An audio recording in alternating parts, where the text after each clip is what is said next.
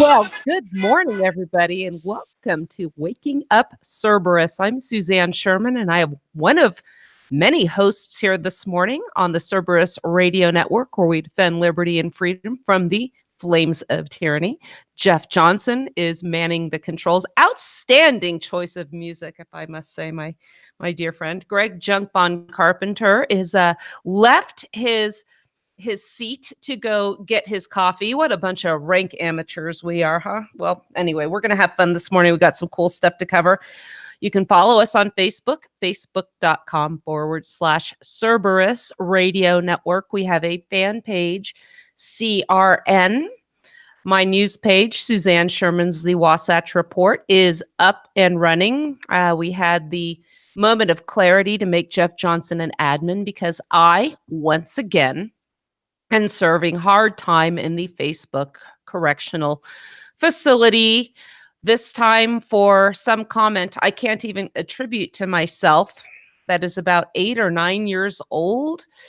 And it does not look like anything I wrote. It included a word I don't use. And if I were to use it or write it, I certainly know how to spell it. So kind of interesting times on Facebook. We're going to be talking a little bit about some gentleman who was banned from Twitter for speaking the truth and actually having the mind to talk about science and scientific research. That will get you the Twitter ban hammer if you try to have a rational, intelligent discussion among a member of their selected protected class. We have a SoundCloud page as well, by the way. Please follow us there. You will get notifications when our shows go up. So if you cannot listen live, they'll tell you how to get right to us. YouTube, if you're listening live, we have a YouTube chat. Jeff monitors that, and he will forward the questions to us as well. I have also my own website, SuzanneCSherman.com. Make sure you get that initial C in there because there's another gal out there named Suzanne Sherman, and she's a writer. And if you just start typing in the letters, you might get redirected there, but you have to put SuzanneCSherman.com. You'll find a social media bar there, and you can find our Facebook pages. Our YouTube and SoundCloud links for the radio show right there. My published articles and blogs. I do have a new blog out. Yesterday, I just decided to do a quick update on what spring is like here and how I use some of the leftover resources from winter to carry on and help make some use of them as we now are enjoying spring. Better late than never is the name of the article. Speaking of better late than never, I believe Junkbond has decided to join us. Good morning, Junkbond. I am back. How are you? I did all the housekeeping. You probably missed the music this morning, didn't you? I missed the music. What was the music? Well, I played a new song this morning that I was going to see if I could stump you. Oh, well, go ahead and play it. Okay, hold on. Here we go. Are you kidding me? What is it? That's okay, Ravel, dude. The composer. Dan, you're killing me. Yes, I know that song. That is I think that's Verdi from one of his operas. No, I got you. It's okay. Bizet. It's Bizet. It Bizet is from Carmen. Carmen. Yeah, Carmen. That's it. That's Toreadors. Mm-hmm. I finally got you. I finally got the Junkbond. Okay, sorry, Suzanne. Go ahead. I think we should just play circus music. So actually, you know, there's a name to that circus song. There's actually, it's called Thunders and Blazes.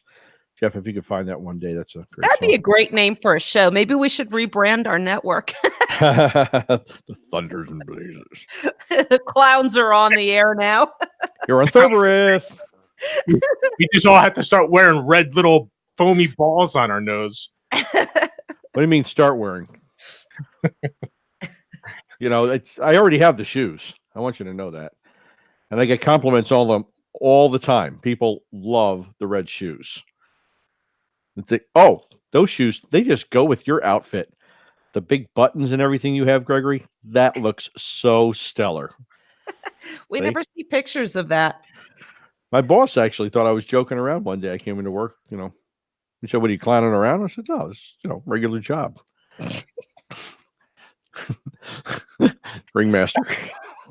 It's Monday morning, folks. We need Really to far. warm up a little bit. And your coffee. So I have an interesting. I had a little adventure last night, and all adventures start with "we were just." I'm very honest about that. We were just. I had a great Mother's Day. I hope everybody else did. All you mothers out there, and had family here. And later in the late afternoon, early evening, my son says, "I kind of feel like I want to go somewhere. You want to go do something?" And after a whole day of eating, I said, "Anywhere I don't have to hold my stomach in." Because I just want to go to South Fork. It's a little drive by a hunting lodge down here, and we can see some cool wildlife. And it's very beautiful. It's actually the road you take where they filmed that bushcraft build-off series. When we first started doing this network, Jeff, you'll remember we had Jason Staker on the show. And that was a really fun show. We talked about their adventures on being out there, and they had 7 days to construct shelters and had a little contest. Matt Graham was hosting the show. So anyways, we're going to take a drive down there. And my son likes his little German vehicles, but he can't afford brand new ones. So he gets ones that are like 20 years old and works with them as best he can. Moral of the story, don't take those out in the middle of nowhere. So we were just going to go for a little drive and come back in about a half an hour or so. And something told me, and he has a vehicle preparedness kit in his car, and he was set for that. But I looked at it and I said, "I'm bringing some water. I'm not thirsty. We're not going to be gone for a long time. I'm bringing water with us." And we get out there, and he took a picture of me in the car. He likes to go and take pictures of his cars in beautiful places. So I like to photobomb it. And this time I stuck my head out the sunroof, and he actually posted that picture. And then he moved the car to get another angle. And we were on dirt now. We're not on paved roads. So he thought it'd be fun to spin it around a little bit and do stuff like that. Well, the BMW took exception, and in a way of protest, decided to disconnect the hose from the cooling system. So now cooling fluid is all over the place. And we are what some people would consider in the middle of nowhere. There's no cell service, no nothing. Be that as it may, we were not far from a lodge where I know there are people living. So it wasn't completely dire, but it was inconvenient. And we did end up getting somebody to turn around and come back and help us. But what I did with this water, I said, "How much coolant do you need in the system to get this thing up and running?" I said, "What can you use as coolant?" He said, "Anything." I said, "Fine, pee in it."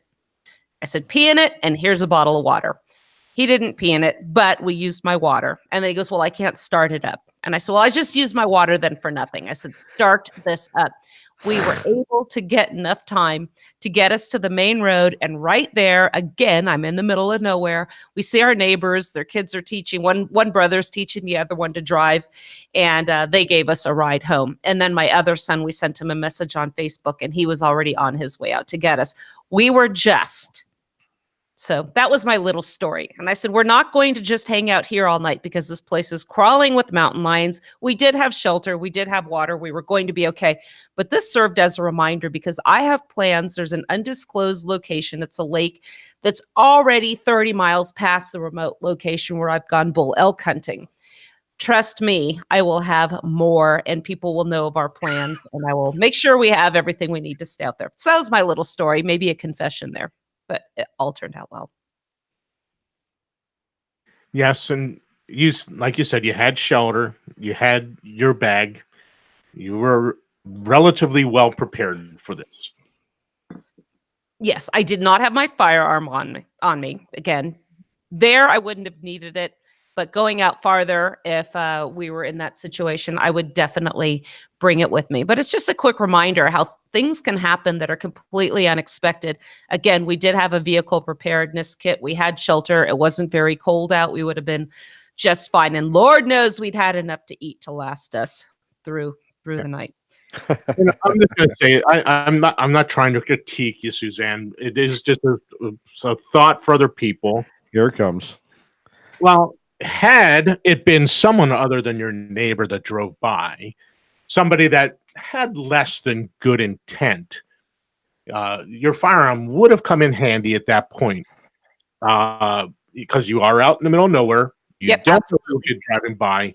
So in the future, anyone that's going traveling somewhere, it really is a good idea. Even if we were just going a half mile Just from the going house. down there. And that's an excellent point.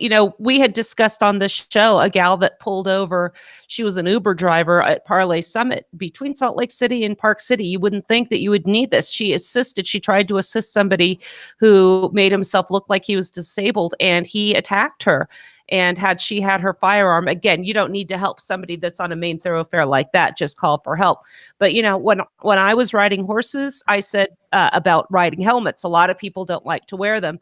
I had a philosophy: every ride, every time. And it's the same thing with the gun. Like you said, it could have been somebody stopping that had less than good intentions, and then we wouldn't have had help out there. So, point taken. I just don't leave home without it.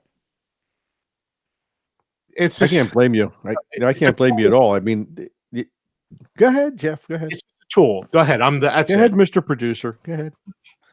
Just jump right in there. You comfortable now, Jeff? Maybe.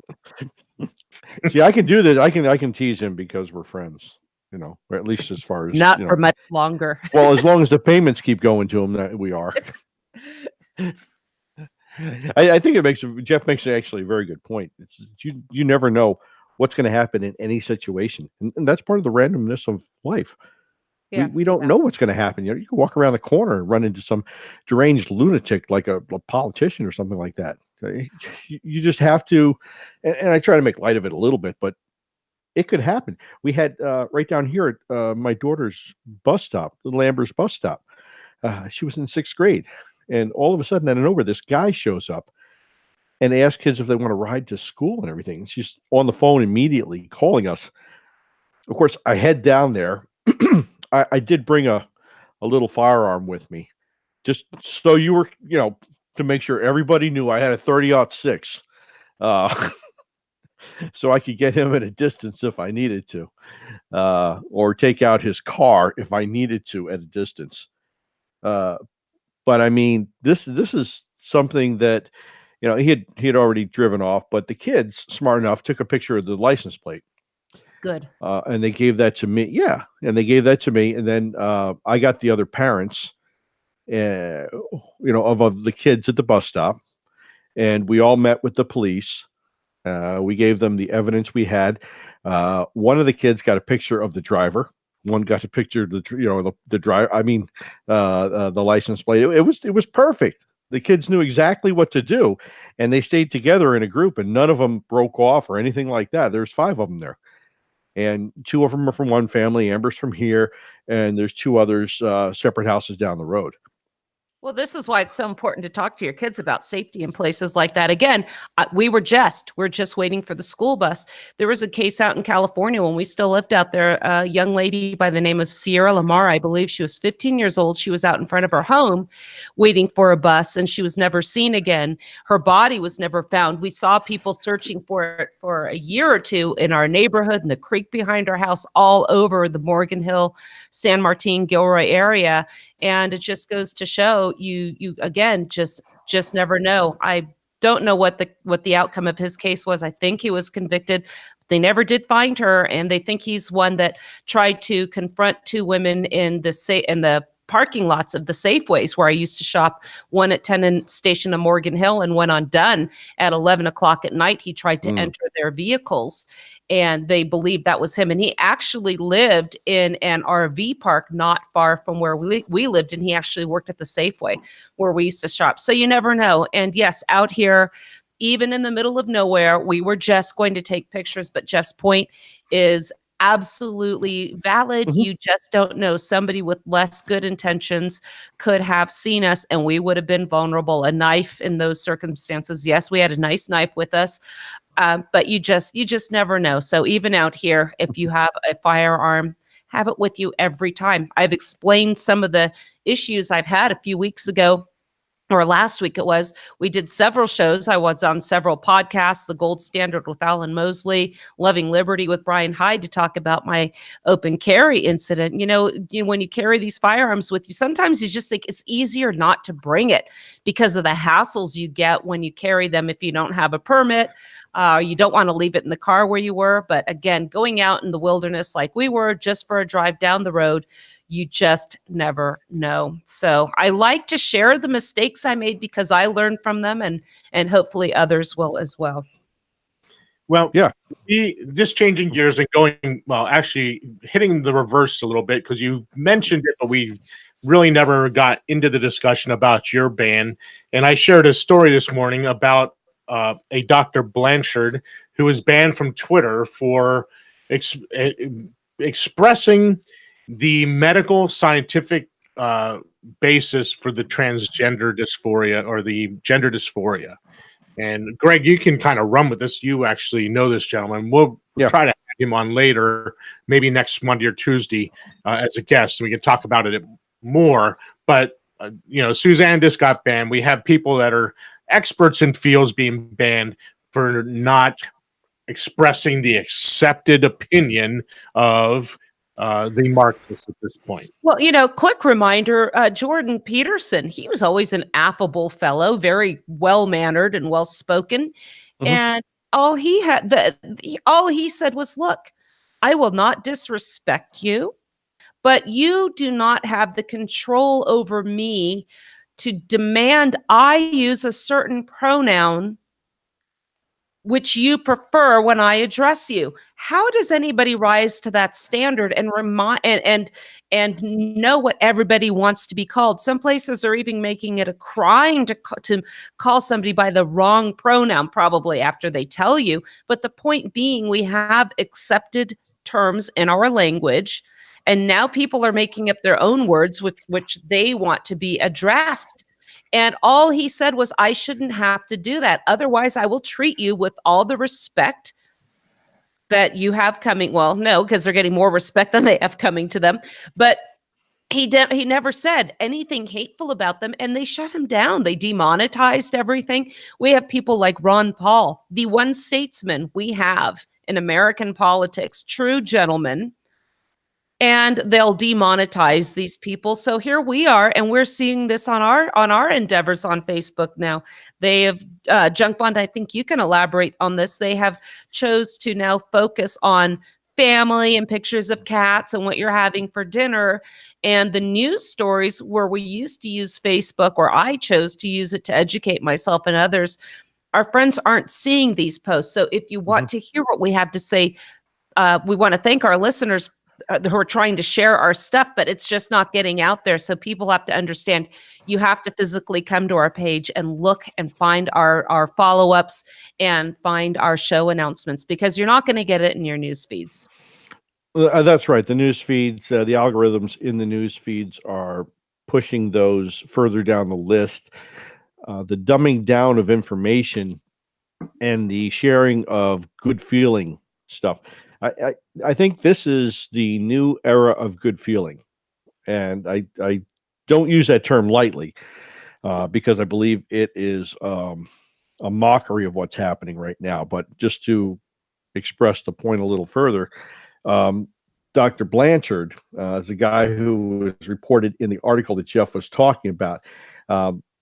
Ray's got a PhD in psychology, right? And he's been the gold standard for, I'd say, since the late 60s or so. I think he's in his mid 70s now. He's got to be. And we've been friends for a couple of years, and we've talked. I'm not going to put words in his mouth, but I will express what he's done in his statements and his position on things. He was instrumental in the early 70s as part of the DSM-4 task force in getting homosexuality removed as a term of a different type of psychosis and making it more of an acceptable term of everyday life. It's just something that happens as opposed to being linked to a mental illness all the time. And then in later on, he was assigned to the DSM-5. I think he was actually chairman of the DSM-5 mental health section. Quick question. And He doesn't sound, based on those endeavors, like he's could be considered a hateful or a homophobic individual. And well, he's not. He's not. I was telling Jeff during the break, when you talk with him, the guy is brilliant. He's like a walking, talking encyclopedia. And you'll be talking with him, and he'll say something along the, and he's laid back to. He's like, Greg, I was talking to Rob the other day, and we had a discussion about cows.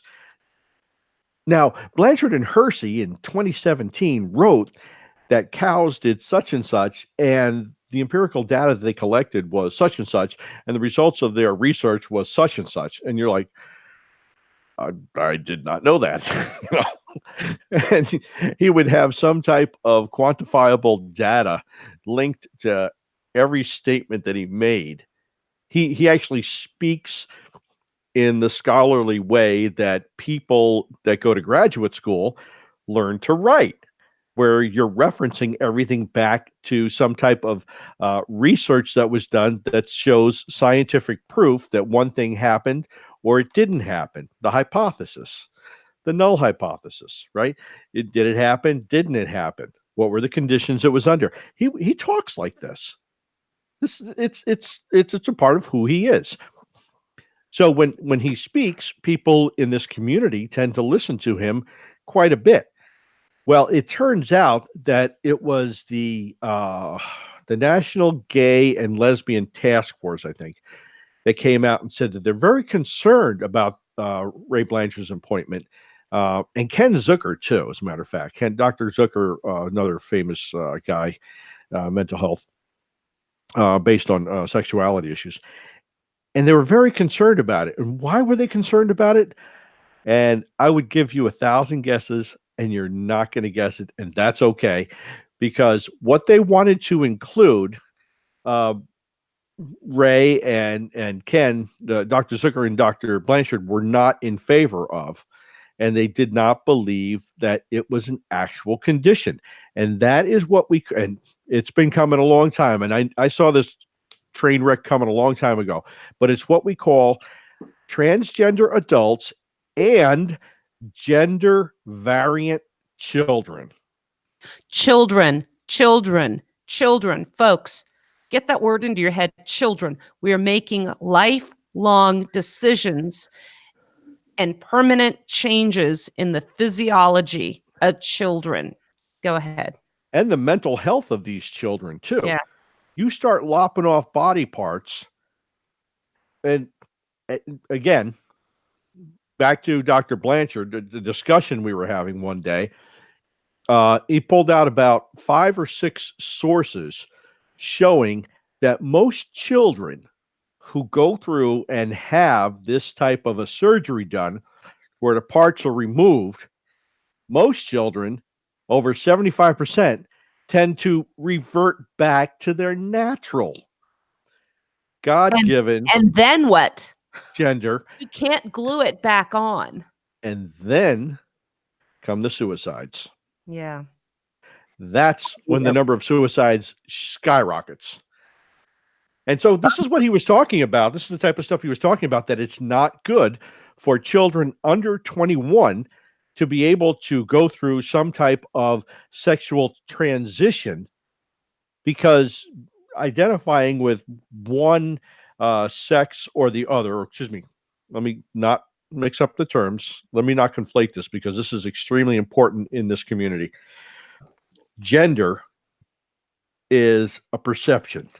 Sex is a physiological fact.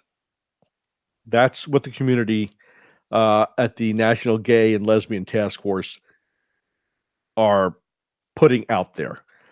So that's what everybody has to go with, because they seem to have a huge voice in Washington.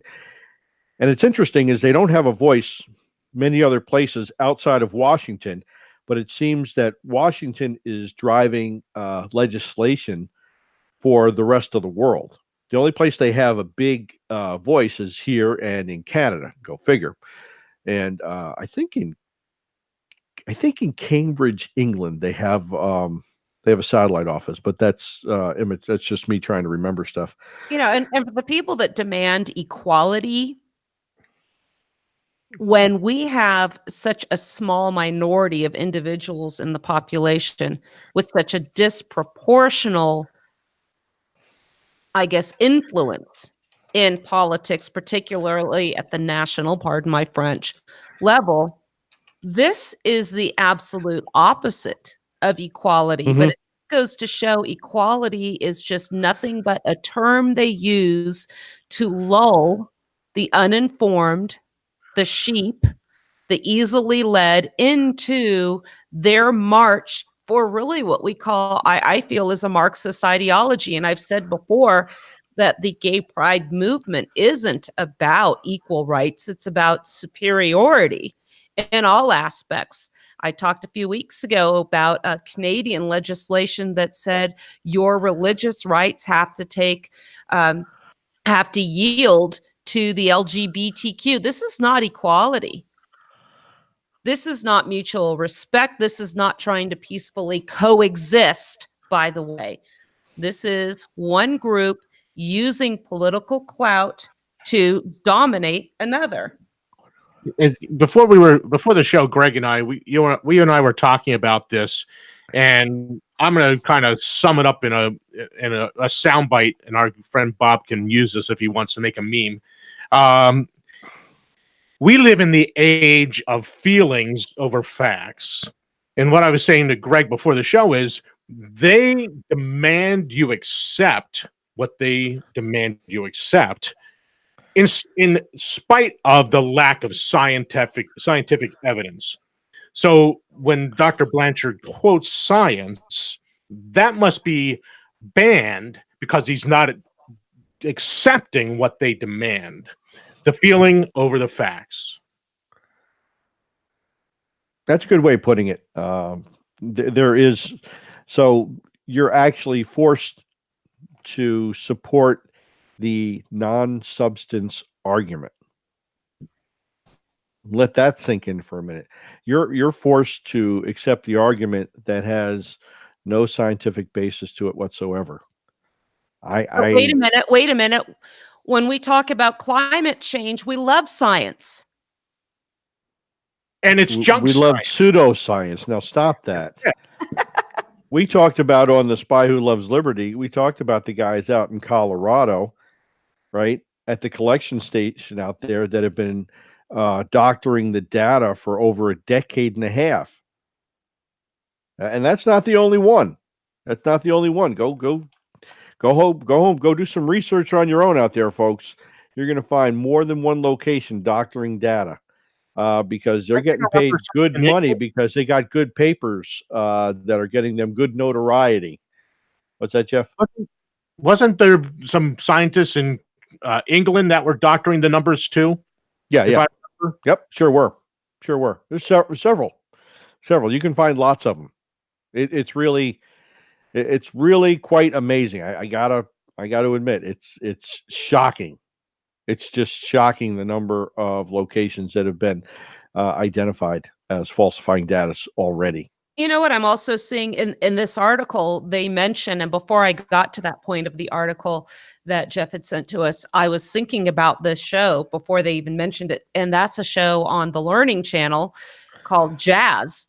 And it's about a boy who is he actually went through the surgery and had his anatomy permanently changed. His parents are completely supportive, and if you've watched the parents, they're two absolute lunatics, and they glamorize this kind of behavior.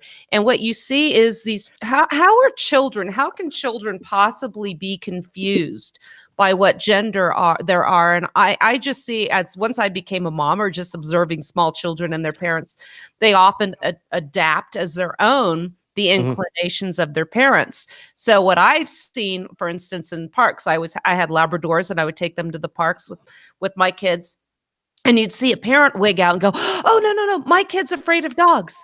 And I would say, "No, you're afraid of dogs." That's right.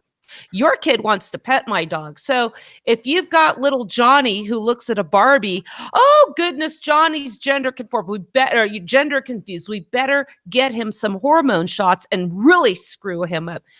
What are they thinking using these hormones? I've seen couples, same-sex couples, by the way, giving hormone treatments to a child to delay puberty until that child can make a decision what gender they want to be. Now, we have a friend out here in Utah whose daughter, we've had him on the show, Ben McClintock, his 5-year-old daughter was diagnosed with leukemia. When they sought an alternative form of treatment because of the very harsh reaction to chemotherapy, CPS stepped in. So somehow, injecting your child with poisons, and that's what they are, that are going to delay puberty, is not considered child abuse. It's not considered malpractice. But wanting your daughter to actually be healthy will get the state involved as neglect. Can you please explain this insanity to me? No, I cannot. I don't understand how that. Well, I do understand how it is. It's you don't have the government sanctioned, government approved, government corporate lock treatment. That's what the problem is. The problem is that you're going to start to chip away a little bit at the cash cow. That's that's the way it's been for I don't know how many years now, since big business came in and started running this national monstrosity. It's everything's been focused at increasing profits for businesses and making the enablers wealthy. Think about it. I mean, how many representatives at the federal level do we have are millionaires? About 50% of them, I think, are millionaires, and they get a salary of about 180,000 a year. How does that happen? Yeah, exactly. How does that happen? Well, you got inside information on business. You got inside information on the stock market. It's pretty straightforward. You can go through. I bet a dime to a dollar. You can go through there, and you could pull enough evidence off of each computer just in one day to indict every single one of them with some type of collection of felonies. You mentioned insider trading. I think a while back, they actually had to pass a law that members of Congress could not use the information they gleaned from their service with regards to stock market transactions. And you know what they did? They repealed it. Well, yeah, they had to have the appearance that something was going to happen. But then in reality, what's going to happen in reality? They're going to make sure that type of stuff is just quietly removed. And now what we're seeing also, and we've referred to this before, we had a young male taken into a gay bar. I believe this was in New York City, and dressed like a cross-dresser, transgender, whatever you want to call it, drag queen, and adult males were giving him dollar bills. Now, they weren't giving him dollar bills for Scout Troop or anything like that. This was clearly sexual in nature, approving of this behavior. Travel down the road a little farther. What are they trying to normalize and say is not a crime, but it is a sexual preference on a par? Pedophilia. Exactly. Pedophilia is coming next. And then you're going to have multiple with children, and you're going to have animals. All that stuff's going to be legalized and legitimized. That's you're talking about what's his name, Desmond Naples or Napolis or something like that. Nike just did no, excuse me, it wasn't Nike. One of the shoe Converse. Converse. Now, yes.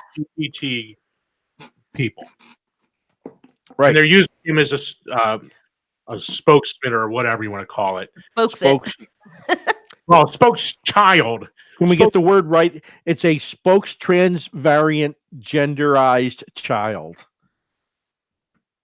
Right. And That's why I said, Suzanne, you said he's a young man. I don't know exactly how you said it. That's why I said he's prepubescent. He's not even in puberty yet. He has no clue what's going on. And they're already exploiting this child in gay bars. If that's not sickness and disgusting, and it's criminal behavior, but he's going to get a big amount of money from Converse to push their line of. And you know what? I want to get the other side of this too, because this isn't just using kids in the transgender or homosexual areas. And when I get back on Facebook, I'm going to call some of my friends out on this, and they're not going to like this one bit. But what we see is an overall sexualization of children in general. And I submit to you, I've seen kids in public, young girls, because they were in a school play or because they're going out cheerleading or something like this. And these girls look like 8-year-old prostitutes. Oh my gosh, these Christians are just so hot. No, this is the thing. Why can your daughter not go out and cheerlead without 5 pounds of makeup on, without being scantily clad and looking like she is a 5-year-old trying to look 20? And I go to the county fair. I see this. They have a section here on the rodeo night where they have a dance contest. These girls are not moving like young little girls should be dancing. This is the stuff that's popular right now. I saw little girls like 7, 8, 9 years old standing on the fence. This music is playing and they're shaking their little butts and smacking their little bottoms on themselves on the fence, pointing towards the whole audience. Is this acceptable behavior for girls this age? Absolutely not. And it's the problem. The problem is that the men are not stepping up and doing their job. And this is part of the women's lib movement that started back in the 60s or so. It didn't liberate women. It demoralized women. It made. Sorry. I'm on a rant. Go ahead, Jeff. No, I thought you had taken a breath. I thought you were stopping. I was sorry about that. It's just junk, a phone call, and I didn't turn my phone off. Anyway, isn't back, was it the 60s or 70s, the 45 goals of communism? 60s. Wasn't some of this involved in that? Cleon Skousen. Yeah, it was in the 60s, 45 goals of communism. Yes, destroy the family as the central unit in America. That was definitely one of their goals, destroying the religious aspect of it. It all kind of comes together. And when you have communists in the government, it makes it easier to execute the plan. You remember back in the day, the what was it, the Committee on Un-American Affairs in the House, right? That was run for a number of years. And they had all kinds of people come up in front of the committee and say that they're not communist. Even people that were registered communists, like Lucille Ball and Desi Arnaz, right? They were registered communists. But they said, oh, no, we never intended to vote communist. I appreciate she was funny. I appreciate she's a big part of American culture. But you're a registered communist. Does that not mean that you have people like that? Doesn't it mean that they're able to influence other people into voting one way or another federally? I know it. I'm sure it had a huge impact on people that voted out in California and the people that were elected out there. Those types of things do matter. So, and there was dozens and dozens of people that were called in to talk about it. And yes, they were registered communists. They were registered socialists. Now it's much more accepted that we have socialists and communists. Why? Well, because the socialists and communists back in the 60s were able to accomplish a lot of those 45 goals. As a matter of fact, they accomplished 43 of them, I think it is, so far. They've infiltrated the universities. They've gotten teachers in place. They've infiltrated the churches and have gotten the churches in all kinds of disarray. They've even undermined the founding fathers and Mm. have had them turned into pieces of fodder, you know, at an LGBT talk show. Because why? Well, because they're old white men, slave owners. Well, this is They this wrote is that back. Well, let me just finish my thought real quick here, Suzanne. And they wrote that back so many years ago. It can't possibly apply today, which is why we have to have a living constitution to keep things up to date. They couldn't have thought of the internet back then, so we have to add those things ourselves as we go. And it, of course, that's under the catch-all crap that they say that the Constitution has, and of course it's not there. None of it's there. And how does this all fit? It's amazing how this all fits together, but it really does fit together. And people that have talked for years about this, an international conspiracy. I wouldn't say it's an international conspiracy, but I would say that it's high-level governments working together to ensure that there's no uh, like a Zanzibar revolution again back in 1964. Many people, don't know this. The Arabs, the House of Said, which is close relatives to the Saudis, right, was in charge of Zanzibar before Zanzibar became part of Tanzania. And what happened? It only took 800 people. That's all it was 800 people. And they overran all the police stations. They took the weapons as they went, a little bit at a time. They caused this huge tide to roll. And they rolled the whole country. And it was mostly a Muslim group of local Africans who threw out the Arabs and the Caucasians, and of course some of the southeastern Asians. And all of the men were killed, beheaded. All of the women and children were raped, burned, dismembered. A revolution is a very ugly thing. Countries don't want to see those types of things happening again. When have you seen a top level country go through a serious revolution?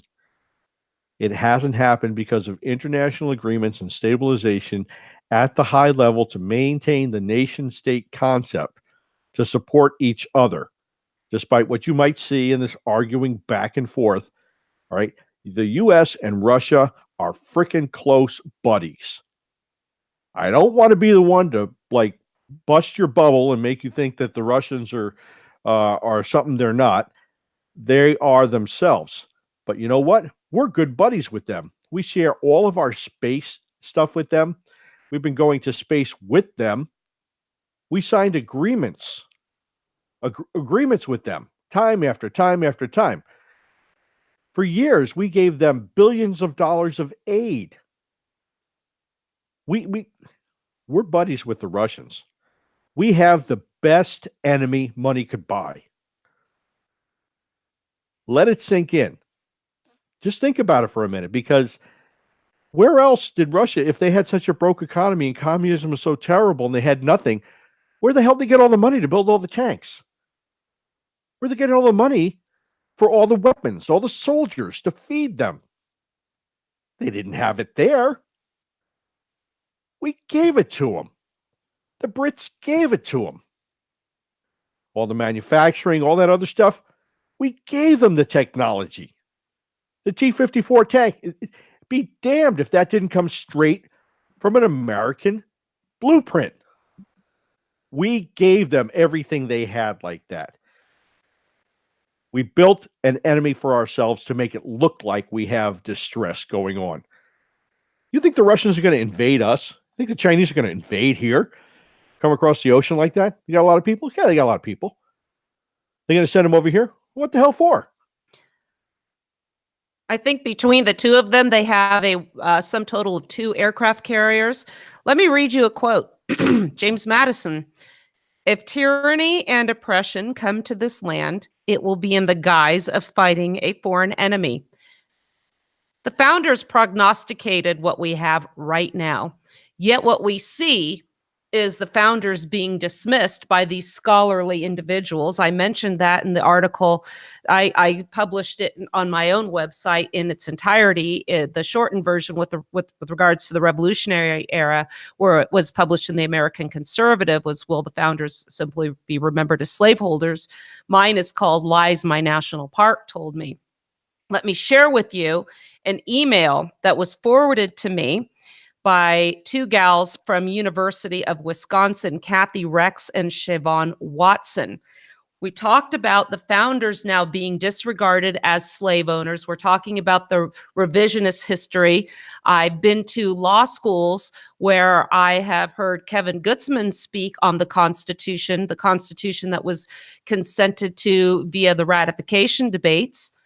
And then a law school professor, and I've seen this a couple times, will come up, and their refutation of the Constitution being ironclad, and this document that can be amended vis-a-vis an Article 5 convention process, but just simply dismissing it and saying, well, the founders were homophobes, misogynists, they were white, they were slave owners, they were racist.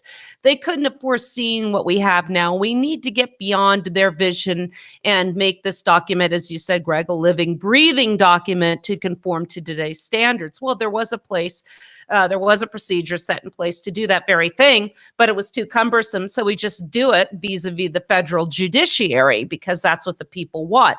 And I've also heard him refute that assertion by saying, well, typically what the people want is overturned by the members of the federal judiciary. Raoul Berger wrote a book called Government by Judiciary, and he so effectively countered those that criticized him. They gave up the constitutional and historical arguments and instead now reverted to the race card and the garbage that I spoke to before. These two gals, University of Wisconsin. Here's an email, just came out.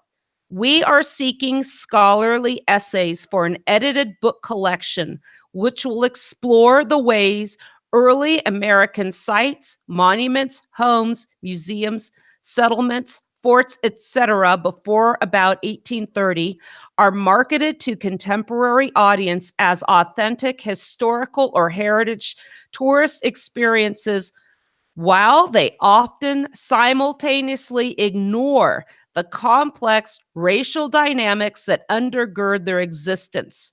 The collection seeks to bring scholars together from various disciplines to analyze the sites of historical and racial significance throughout the Americas and the Caribbean in order to examine and unpack the complexities and tensions representing history and memories in a popular public way, especially when the very fact of a historic site's existence may be predicated on the legacies of imperialism, racism, genocide, and oppression.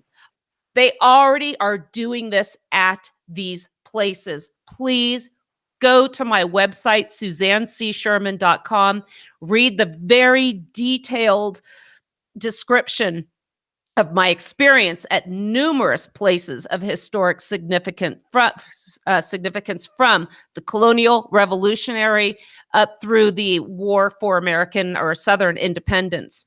And it explains all of these aspects and the lies we are being told. They seek to obfuscate the message, the principles upon which we were founded, and make us look like we were founded by a bunch of racists. If you can erase a country's history, you can circumvent their culture and their principles, and then that takes you full circle to the stuff we were talking about at the beginning of this show. I'll send you guys this actual text, and we'll put it up there so you can see it.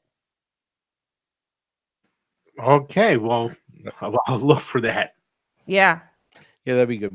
We're looking at right now again another situation where Cleon Skousen was right in the rewriting of history. Again, this is one of the 45 goals of communism.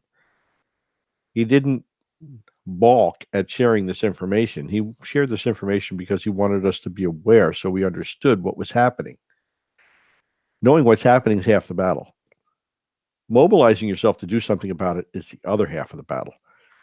Now that you have communists who have teachers in the university, they're the people out there that are they're the art critics. They're telling you that stuff that looks like crap is beautiful.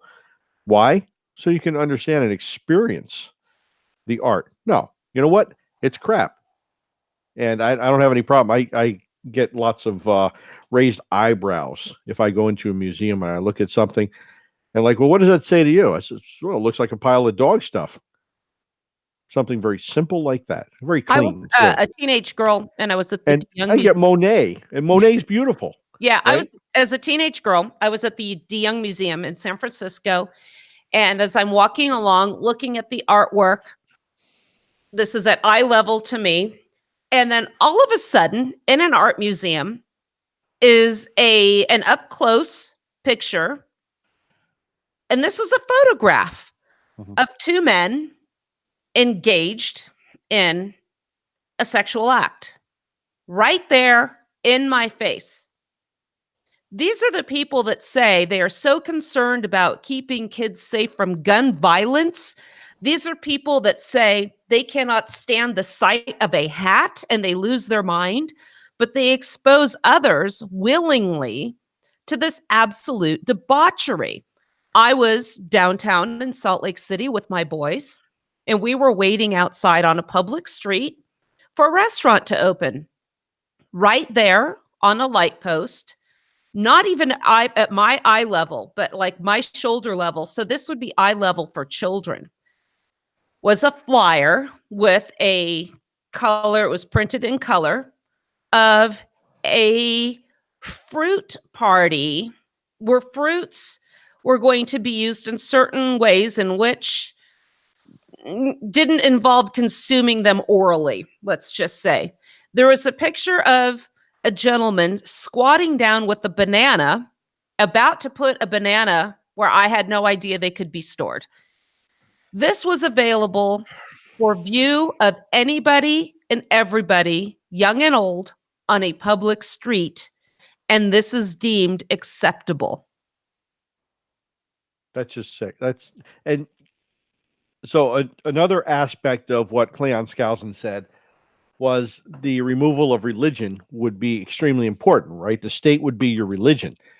And if we go back to the LGBT issue, over a period of 4 years, the group of people that consider themselves LGBTQR, whatever, in the They've non-religious added a few. category. They've added a couple. I Oh, think yeah. an I and an A, and I don't know what those are. Anyway, go on. I don't want to say it. From 2012 to 2016, went up 1.7% in the non-religious category.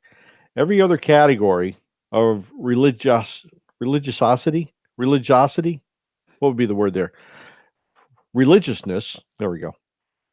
The numbers since 2012, the percentage of people who consider themselves in that crowd have gone down. It's the non-religious group that has skyrocketed, which is not surprising. Again, you take religion and you remove it from the population. When you look at generation-wise, the traditionalists, most traditionalists consider themselves religious. Most traditionalists, in traditionalists, this transgender garbage stuff here has gone down 0.4%. Went down from 1.8 to 1.4%. That 4-year period. And from all inclinations, the number is still dropping. Baby boomers is down. Even Generation X is slightly down. That's from 65 to 90 at 79. It is only the millennials that are affected by this. These are the ones bringing this full circle. These are the ones that are most affected by what? By the women's live movement of the late 60s, early 70s. These are the ones that are affected by the feminization of society. These are the ones. It wasn't the baby boomers. Generation X became ambivalent. Generation X turned into millennials, who are the ones that are showing the results of the efforts. Because remember, folks, anytime you have some type of phenomenon show up in society, it doesn't just pop up. It takes time to make any type of movement known. The whole racism thing, didn't happen just overnight. That had to be fostered and nurtured until it became an issue. How many babies you know are racist? How many babies you know won't play with somebody else because of a color? None. 0.0.0.0. Sorry, not going to happen. Babies don't give a crap what you look like or who you are. The problem is, like Suzanne said before, no, you're afraid. You as an adult are afraid of dogs. Your child isn't afraid of dogs. You're transferring your fear to your child. And that's why it takes years for these things to surface. Once they surface and we can actually see what's going on, we are well past the point of being able to fix it very quickly. It takes a major effort. We've been told for how many years? I don't know how many years. 2.2 children per family, right? That's all we need. Why is that? Because 2.1 children per family has been identified as what is needed to sustain a society. 1.9 is a reversal, and 1.3 is utter failure. You will be completely overrun, and your culture, your lifestyle, everything you've known and held dear will be transitioned to another culture. Congratulations, Spain at 1.1 births per family.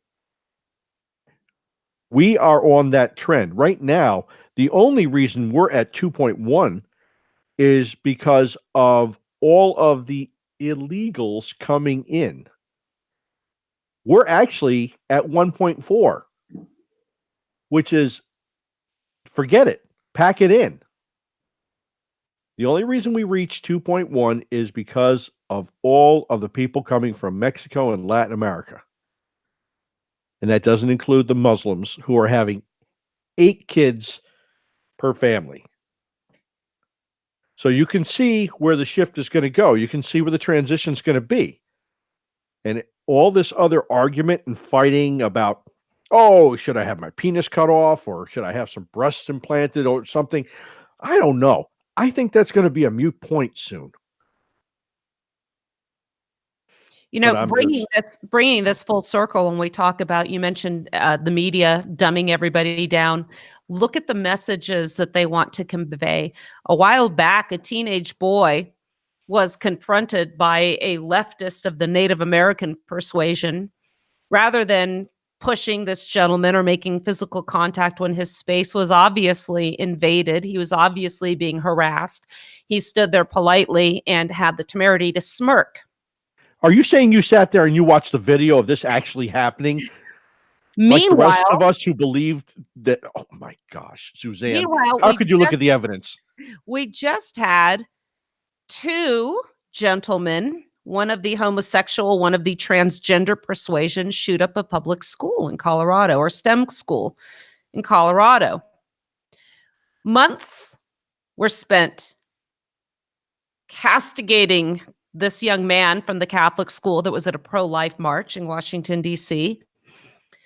These 2 boys, unlike some school shooters that are killed or commit suicide in the event, are still alive. There's going to be a trial. There's going to be media coverage. You'd think that there would be a media circus over these 2 boys. Crickets. Absolute crickets. They are burying this story because it is inconvenient. We will be revisiting this topic tomorrow, because I know we're about out of time. And I want to thank everybody for joining us today. You guys want to wrap up the show? No, I hear the music. Yep. No, the music. Not me. It's your job. All right. Well, that's it for us today. On behalf of the rest of us at Cerberus Radio Network, thank you for listening. God bless you.